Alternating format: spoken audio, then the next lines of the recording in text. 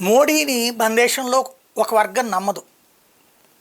అతని మీద వ్యతిరేకత, లేకపోతే హిందుత్వం మీద వ్యతిరేకత, లేకపోతే భారతీయ జనతా పార్టీ మీద వ్యతిరేకత, లేకపోతే ఆర్ఎస్ఎస్ మీద వ్యతిరేకత, లేకపోతే లెఫ్టిస్ట్ ఐడియాలజీ ఇట్లాంటి వాటి ద్వారా. కానీ మోడీని ఇవాళ వాళ్ళు కూడా నమ్ముతున్నారు, ఇంక్లూడింగ్ కాంగ్రెస్ పార్టీ కూడా నమ్ముతుంది. మేము బుద్ధి చెబుతాం అన్న ప్రతిసారి బుద్ధి చెప్పాడు. ముందుగా ఉగ్రదాడులను ఎవడో ఆపలేడు. దొంగతనాన్ని ఆపగలవా? హత్యలను ఆపగలవా? అత్యాచారాలను ఆపగలవా?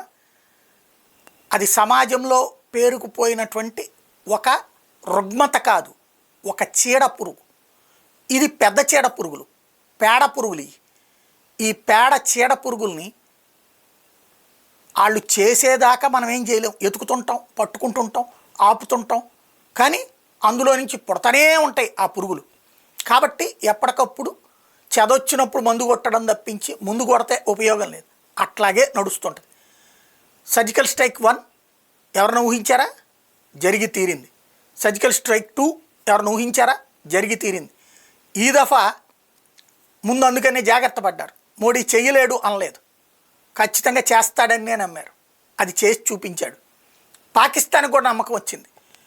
భారత్ మీదన ఏ ఉగ్రదాడి జరిగినా పాకిస్తాన్లో తలలు లెగుస్తాయి, తలకాయలు పగులుతాయి, పేలుడు జరుగుతాయి, బాంబులకి చావాలి అన్నటువంటి పాకిస్తాన్కి నమ్మకం వచ్చింది. ప్రపంచానికి కూడా ఒక నమ్మకం వచ్చింది.